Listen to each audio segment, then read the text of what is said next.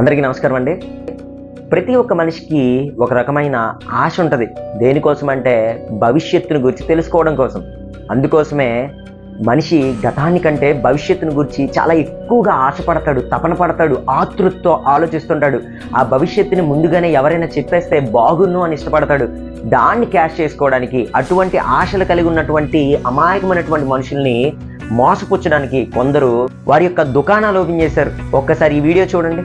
So first Jagan గారి జాతకం ఎలా ఉండబోతుంది 2020కి? సెకండ్ టైం ఆరుద్ర నక్షత్రము మిథున రాశి జాతకులైనటువంటి వైఎస్ జగన్మోహన్ రెడ్డి గారికి 2024లో కూడా సీఎం అయ్యేటువంటి యోగ్యత 100% ఉంది. 96 పైన చెప్తారు. 96 నుండి 125 మధ్యలో ఏదైనా రావచ్చు. నెక్స్ట్ ఎలక్షన్ కూడా జగన్మోహన్ రెడ్డి వస్తారు. అంత మంచి హార్ట్ కిక్ కొడతారు. అంటే మూడోసారి కూడా వాడవచ్చు. చూసారా, ఈ వీడియోలో ఒక వ్యక్తి రాబోయే భవిష్యత్తు గురించి, జరగబోయే విషయాల గురించి ముందుగానే ప్రజలందరికీ బహిరంగంగా తెలియపరుస్తున్నాడు. ఆ రోజు రానే వచ్చింది. ఈ మనిషి చెప్పిన మాటలన్నీ పచ్చి అబద్ధాలని నిరూపించబడ్డాయి. ఇప్పుడు మరో వీడియో చూడండి. ఇన్వర్టర్ లేకపోయినా, జనరేటర్ లేకపోయినా ఫ్యాన్ ఇంకా తిరగబోతుంది. ఇన్వర్టర్ లేకపోయినా, జనరేటర్ లేకపోయినా మరలా 6 సంవత్సరాలు తిరుగుతూనే ఉంటుంది. ఎక్కువ వివరించలేను, మీకు తెలుసు, మీరు మంచి జ్ఞానవంతులు. ఈ వీడియోలో చెప్తున్నటువంటి వ్యక్తి కొన్ని వేల మంది కూర్చుంటే బహిరంగంగా చాలా ధైర్యంగా అబద్ధం చెప్తున్నాను కనీసం ఆలోచించకుండా ఎవరినో మెప్పించడానికి, ఎవరినో మురిపించడానికి, ఎవరినో సంతోషపరచడానికి ఇదిగో నాకు భవిష్యత్తు తెలుసని ముందుగానే చెప్పేశాడు. ఏమైందండి? సీన్ రివర్స్ అయ్యింది. కాబట్టి ప్రియమైన దేవుని వరలారా, ప్రపంచంలో ఏ ఒక్క వ్యక్తి ముందు నిలబడి నేను నీ యొక్క భవిష్యత్తు తెలియపరుస్తానని చెప్తే దయచేసి నమ్మొద్దు. వారి యొక్క భవిష్యత్తు వారికి తెలియదండి. అలాంటిది మన యొక్క జీవితం, మన యొక్క బ్రతుకు, మన యొక్క జీవనం ఎలా ఉంటుందో వారు అలా మనకి చెప్పగలరు. రాబోయే రేపటి గురించి ఈరోజు చెప్పే మనుష్యుడు ఎవడైనా ఉంటే దేవుడు వారిని ప్రశ్నిస్తున్నాడు. రేపటి దినాన్ని గురించి ఎవరైనా చెబుతాము అని మీ ముందు వచ్చి నిలబడితే దయచేసి వారి యొక్క మాటలు నమ్మొద్దు. బైబిల్ గ్రంథం ఏం చెప్తుందో తెలుసుకుందామండి.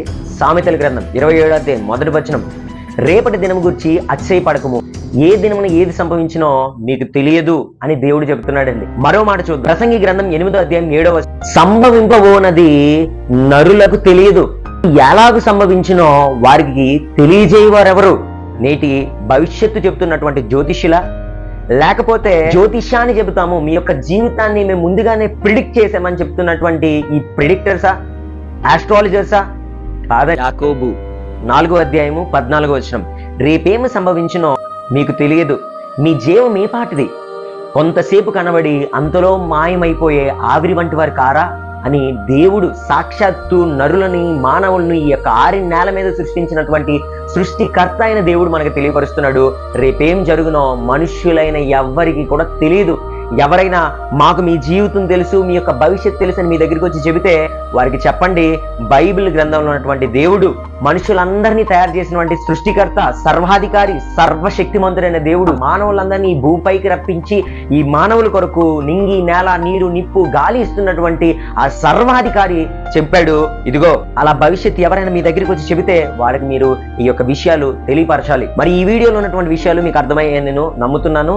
మరొక వీడియోతో మళ్ళీ మీ ముందుకు వస్తాను. దయచేసి ఈ వీడియో చూస్తున్న ప్రతి ఒక్కరూ మీ యొక్క కుటుంబ సభ్యులతో ఈ యొక్క వీడియోని షేర్ చేసుకోండి. అలాగే లైక్ చేయండి, ఆ కింద కామెంట్ చేయండి, సబ్స్క్రైబ్ చేయడం ఎట్టి పరిస్థితుల్లో మర్చిపోవద్దు. Thank you so much.